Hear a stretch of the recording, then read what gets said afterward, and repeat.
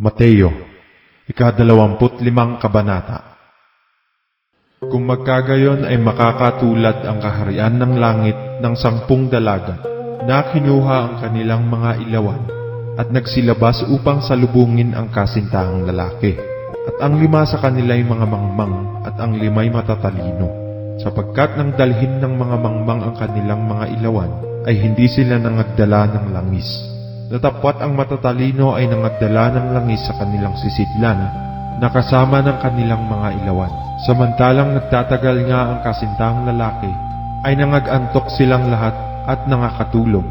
Datapwat pagkahating gabi ay may sumigaw, "Narito ang kasintahang lalaki, magsilabas kayo upang salubungin siya."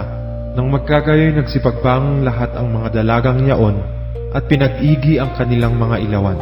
At sinabi ng mga mangmang sa matatalino, "Bigyan ninyo kami ng inyong langis, sapagkat nangamamatay ang aming mga ilawan."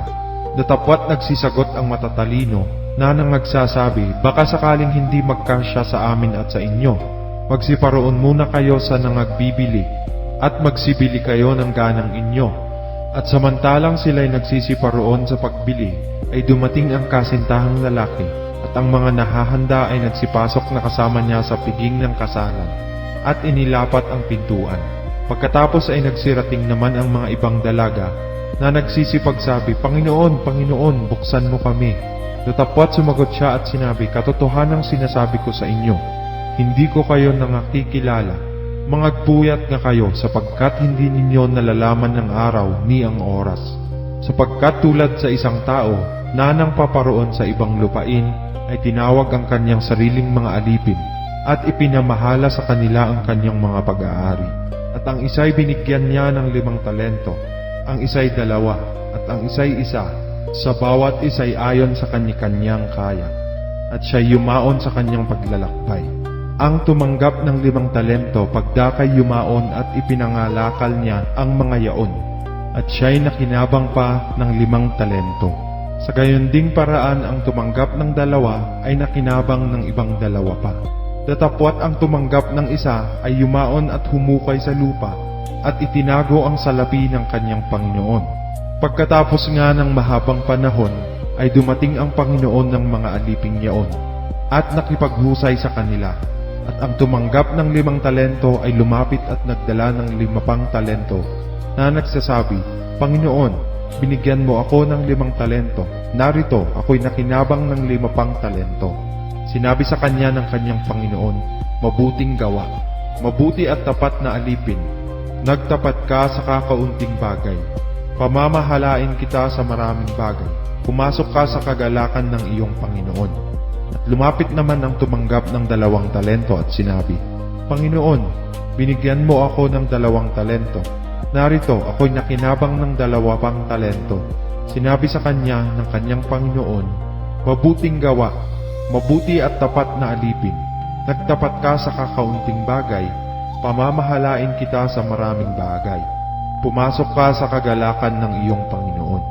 At lumapit naman ang tumanggap ng 1 talento at sinabi, "Panginoon, nakikilala kita na ikaw ay taong mapagmatigas, na gumagabas ka doon sa hindi mo hinasikan, at nag-aani ka doon sa hindi mo sinabugan. At ako'y natakot, at ako'y yumaon at aking itinago sa lupa ang talento mo. Narito, nasa iyo ang iyong sarili." Datapwat sumagot ang kanyang Panginoon at sinabi sa kanya, "Ikaw na aliping masama at tamad, nalalaman mong ako'y gumagapas sa hindi ko hinasikan, at nag-aani doon sa hindi ko sinabugan.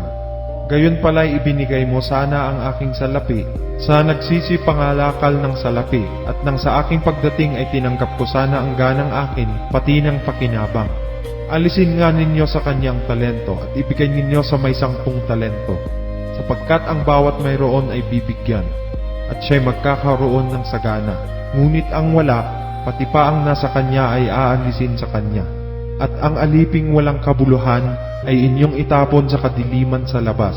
Diyan na nga ang pagtangis at ang pagngangalit ng mga ngipin. Datapwat pagparito ng anak ng tao, nasa kanyang kaluwalhatian, nakasama niya ang lahat ng mga anghel, kung magkagayoy luluklok siya sa luklukan ng kanyang kaluwalhatian. At titipunin sa harap niya ang lahat ng mga bansa, at sila'y pagbubukdin-bukdin niya na gaya ng pagbubukod-bukod ng pastor sa mga tupa at sa mga kambing. At ilalagay niya ang mga tupa sa kanyang kanan, datapwat sa kaliwa ang mga kambing. Kung magkagayoy sasabihin ng hari sa nanga sa kanyang kanan, magsiparito kayo, mga pinagpala ng aking ama. Manahin ninyo ang kahariang nakahanda sa inyo buhat ng itatag ang sanglibutan. Sapagkat ako'y nagutom at ako'y inyong pinakain. Ako'y nauhaw at ako'y inyong pinainom. Ako'y naging taga-ibang bayan at inyo akong pinatuloy. Naging hubad at inyo akong pinaramtan. Ako'y nagkasakit at inyo akong dinalaw. Ako'y nabilanggo at inyo akong pinaroonan. Kung magkagayoy sasagutin siya ng mga matuwid, na mangagsasabi, Panginoon, kailan ka namin nakitang nagutom at pinakain ka namin? O nauuhaw at pinainom ka? Kailan ka namin nakitang isang taga-ibang bayan at pinatuloy ka? O hubad at pinaramtan ka? At kailan ka namin nakitang may sakit o nasa bilangguan at dinalaw ka namin?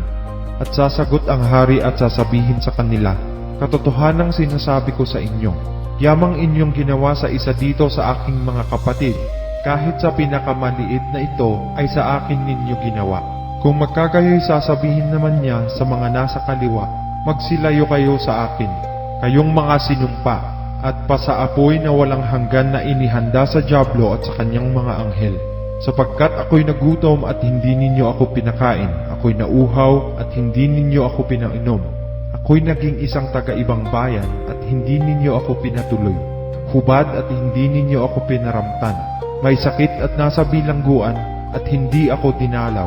Kung magkagayoy, sila na may magsisisagot, na magsisipagsabi, Panginoon, kailan ka namin nakitang nagugutom o nauuhaw, o isang taga-ibang bayan, o hubad o may sakit, o nasa bilangguan, at hindi ka namin pinaglingkuran?